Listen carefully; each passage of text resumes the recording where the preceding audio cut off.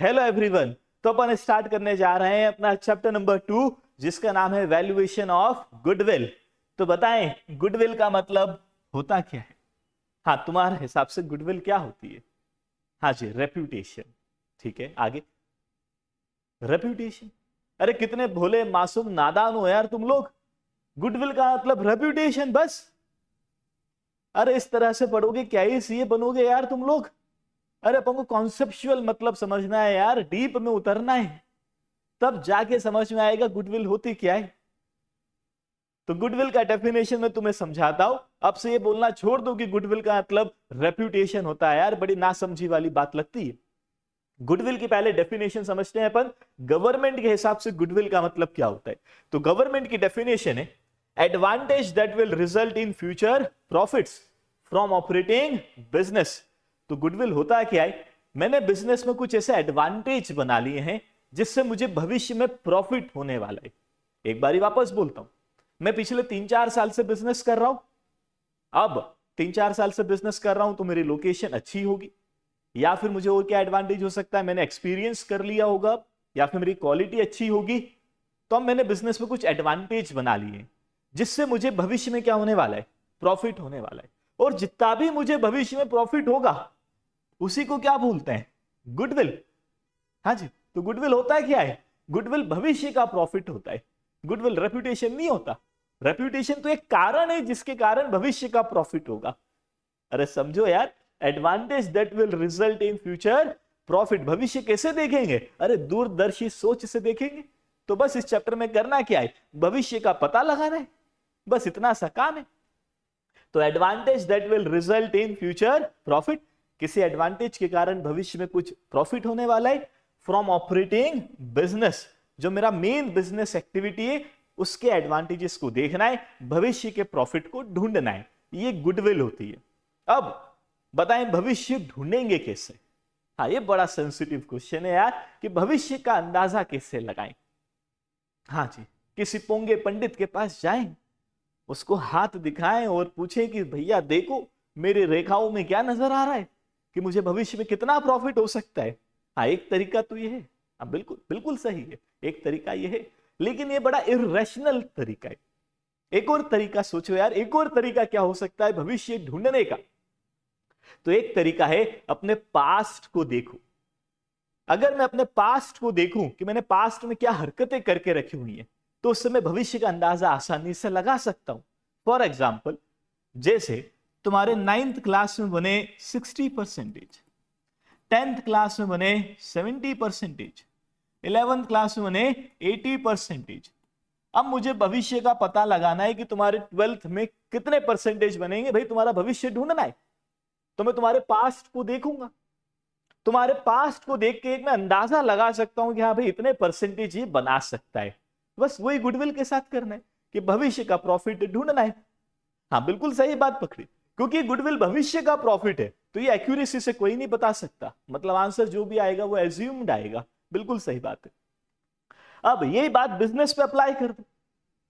मैं पिछले 3 साल से बिजनेस कर रहा हूं, मैंने अपने लास्ट 3 इयर्स के तुम्हें प्रॉफिट बता दिए। 2022 में इतना प्रॉफिट हुआ, 2023 में इतना प्रॉफिट हुआ, 2024 में इतना प्रॉफिट हुआ। पिछले 3 साल से बिजनेस कर रहा हूं तो कुछ एडवांटेज बिजनेस में बन गए होंगे, सब मुझे जान पहचानने लग गए होंगे, एक्सपीरियंस आ गया होगा। अब मुझे भविष्य का आकलन करना है, भविष्य का पता लगाना है कि 2025 में मुझे कितना प्रॉफिट हो सकता है। बस वही गुडविल है। हाँ जी, मैंने पास्ट परफॉर्मेंस बता दिया है। बताएं अब, लगाएं तुक्का कि भविष्य में कितना प्रॉफिट होगा। आज किसी ने बोला 40,000, हाँ बिल्कुल सही है। 10,000, 20,000, 30,000, तो ऐसा लगता है कि अगले साल कितना हो जाएगा, 40,000। तो ये जो तुमने निकाला है इसको ट्रेंड एवरेज बोलते हैं। ट्रेंड एवरेज, भाई तुमने ट्रेंड को देखा कि 10 था, 20 था, 30 था, तो अगले साल कितना, 40। ये काफी खराब एवरेज माना जाता है। क्यों खराब माना जाता है? ट्रेंड एवरेज अपन को वहां तक पहुंचा देता है जहां तक अपन कभी पहुंचे ही नहीं। क्या पास्ट में कभी भी 40 का प्रॉफिट कमाया है क्या? नहीं कमाया। वो तुम बोल रहे हो कि भविष्य में कितना कमा लेगा, 40। अरे ये तो वही बात हो गई, 10th में 80% बने, 11th में 90 बने, तो क्या 12th में 100 बना लेगा? थोड़ा सुनने में इलॉजिकल सा लगता है। तो भविष्य ढूंढना तो है, लेकिन थोड़ा रैशनल तरीके से ढूंढना है। तो इसलिए ट्रेंड एवरेज काफी गलत एवरेज माना जाता है, क्योंकि ये वहां तक पहुंचा देता है जहां तक कभी अपन पहुंचे ही नहीं। बताएं दूसरा तरीका क्या है? दूसरा तरीका है सिंपल एवरेज। हाँ सर, अपन सिंपल एवरेज निकाल सकते हैं। सिंपल एवरेज का मतलब वही मीन यार, जो तुम बचपन में निकाला करते थे। मीन निकालना है। 10,000 प्लस 20,000 प्लस 30,000 कितना हो गया? 10 plus 20 30 plus 30 60 divided by number of years 3, तो मिडिल वैल्यू आ जाएगी, कितना आ जाएगा? 20। तो ये भी बोला जा सकता है कि अगर पास्ट में 10 20 30 का प्रॉफिट था तो भविष्य में 20,000 तो कमा ही लेगा।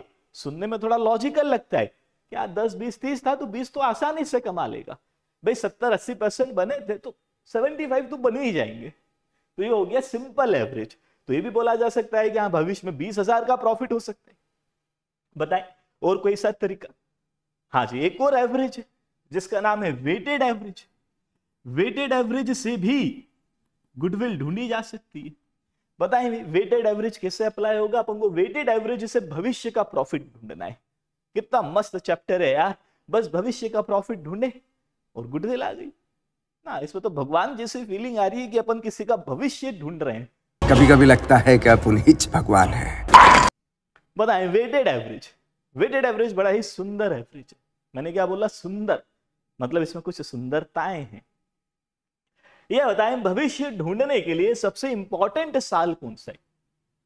अरे मेरे लिए 22 इंपॉर्टेंट है या 24 ज्यादा इंपॉर्टेंट है? या इस तरह से समझो, मुझे 12th के रिजल्ट का तुम्हारा अंदाजा लगाना है, तो फर्स्ट क्लास का रिजल्ट ज्यादा इंपॉर्टेंट रहेगा या 11th क्लास का रिजल्ट ज्यादा इंपॉर्टेंट रहेगा? ऑफ कोर्स 11th क्लास का रिजल्ट ज्यादा इंपॉर्टेंट रहेगा। तो भविष्य का प्रॉफिट ढूंढने के लिए सबसे इंपॉर्टेंट साल कौन सा है? सबसे भारी साल कौन सा है? 2024 है। तो इसको सबसे ज्यादा वेट देंगे, इसको कम वेट देंगे, इसको और कम वेट देंगे। नाम वेटेड एवरेज है भाई, वजन देना है। सबसे भारी साल 2024 है क्योंकि वो सबसे ज्यादा इंपॉर्टेंट है, सबसे ज्यादा भारी साल। ये थोड़ा कम भारी है, ये उससे कम भारी है। तो लेटर ईयर्स हमेशा ज्यादा यूजफुल, ज्यादा वेट रखते हैं भविष्य ढूंढने के लिए। अब इसके बाद प्रोडक्ट निकालना है, तो ये प्रोडक्ट कर दो। अरे वेट को मल्टीप्लाई कर दो प्रॉफिट से। 10,000, 20,000 into 2 40,000, 30,000 into 3 90,000। Weighted average profit का फॉर्मूला क्या है? Total of product divided by total of weight. Total of product कितना आ रहा है? 140, और टोटल ऑफ वेट कितना आ रहा है? 6। तो 140 डिवाइडेड बाय 6, ये आ जाएगा 23,333 समथिंग पॉइंट पे आएगा, 23,333। ये भी बोला जा सकता है कि मुझे भविष्य में कितना प्रॉफिट हो सकता है? 23,333 रुपए का प्रॉफिट हो सकता है। तो वेटेड एवरेज सुंदर क्यों है? क्योंकि वो लेटर ईयर्स को ज्यादा इंपॉर्टेंस देता है। सिंपल एवरेज में क्या दिक्कत है? वो हर साल को इक्वल इंपॉर्टेंस दे रहा है। जितना 22 इंपॉर्टेंट है उतना ही 24 इंपॉर्टेंट है। सुनने में थोड़ा अजीब लगता है। अरे जितना फर्स्ट क्लास का रिजल्ट इंपॉर्टेंट है, क्या उतना ही 11th क्लास का रिजल्ट इंपॉर्टेंट है? नहीं, ऐसा तो नहीं। इसलिए वेटेड एवरेज ज्यादा लॉजिकल एवरेज माना जाता है। बोला था वेटेड एवरेज सुंदर है। बताएं एक और सुंदरता है यार, जब मैं किसी चीज को सुंदर बोलूं तो फिर उसमें सुंदरताएं ज्यादा ही होती है। बता, तू समझा? हाँ। नहीं, तू समझा नहीं। बताएं एक सुंदरता बता दी कि ये लेटर ईयर्स को ज्यादा इंपॉर्टेंस देता है। एक और सुंदरता देखो, एक और दिख रही होगी। अरे गौर से देखो, मन की आंखों से बताते हैं यार। वेटेड एवरेज ट्रेंड को फॉलो करता है। समझना बात, बड़ी गहरी बात बता रहा हूं। बताएं प्रॉफिट इंक्रीजिंग ट्रेंड में है या डिक्रीजिंग ट्रेंड में है? प्रॉफिट इंक्रीजिंग ट्रेंड में है। तो जब भी प्रॉफिट इंक्रीजिंग ट्रेंड में होगा, सिंपल एवरेज से ज्यादा आंसर हमेशा वेटेड का आएगा। सिंपल से 20 आ रहा था तो वेटेड से कितना आ रहा है? 23 आ रहा है। तो अगर प्रॉफिट डिक्रीजिंग ट्रेंड में होते तो फिर सिंपल से ज्यादा आंसर आता और वेटेड से कम आता। ये भी इसकी सुंदरता है कि वेटेड एवरेज ट्रेंड को पकड़ लेता है, लेटर ईयर्स को इंपॉर्टेंस दे रहा है और साथ में ट्रेंड भी फॉलो कर रहा है। तो ये तो बड़ा गजब एवरेज हो गया यार। ये वेटेड एवरेज की सुंदरता है। बस इस तरह से अपन भविष्य का प्रॉफिट ढूंढ लेंगे। मान लो अभी मैंने सिंपल एवरेज से पकड़ लिया कि भविष्य का प्रॉफिट कितना आ रहा है? 20,000। वो तुम्हें क्वेश्चन में लिखा हुआ आएगा, तुम्हें सिंपल से करना है या फिर वेटेड से करना है। तो मान लो अभी सिंपल से भविष्य का प्रॉफिट कितना आ रहा है, 20 आ रहा है। अब उन बिजनेसमैन को बुलाएंगे और उससे पूछेंगे, ले भाई इधर आया और बता कि ये वाला प्रॉफिट तू अगले कितने साल तक कमा सकता है। इन अदर वर्ड्स कि उसके ये एडवांटेज कितने साल तक सरवाइव करेंगे। उसने 3 साल में एडवांटेज बनाए। अब बिजनेसमैन को ऐसा लगता है कि यार 10 साल तक उसके ये एडवांटेज काम करेंगे, 10 साल तक वो ये वाला प्रॉफिट आराम से कमा सकता है। तो 20,000 इंटू 10, भविष्य का टोटल प्रॉफिट कितना हो गया, 2 लाख। और यही क्या है, गुडविल है। और यही क्या है, गुडविल। बस ये आ गई गुडविल यार, बड़ा सिंपल।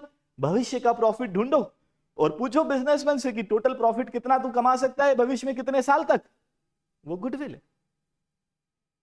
बस यही फॉर्मूले की शक्ल बन गई यार। सीबीएसई ने फॉर्मूला क्या दिया, average profit into number of purchase year. कायदे से एवरेज प्रॉफिट शब्द गलत है, ये फ्यूचर प्रॉफिट है। अब बच्चों को ऐसा लगता है कि बस एवरेज कर दो और आंसर ले आओ। अरे थोड़ा दिमाग तो लगाओ कि एवरेज क्यों किया जा रहा है। ये एवरेज असलियत में नहीं है, ये असलियत में फ्यूचर प्रॉफिट है। तो फ्यूचर प्रॉफिट और ये वाला प्रॉफिट अगले कितने साल तक वो कमा सकता है, ये भी अजम्पशन है, क्वेश्चन में गिवन रहता है। तो ये तो बड़ी गजबे गजब बात हो गई यार। ये भी अजम्पशन है कि फ्यूचर का प्रॉफिट, और ये भी अजम्पशन है कि अगले कितने साल तक कमा सकता है। तो गुडविल में दोनों ही चीजें अजम्पशन है, तो आंसर भी एज्यूम्ड ही आएगा। बड़ा ही शानदार चैप्टर है यार, और रियल लाइफ में बड़ा रेलेवेंस है इसका। जब हम लोग किसी बिजनेस की गुडविल निकालने जाते हैं, बड़ा ही सिंपल काम है।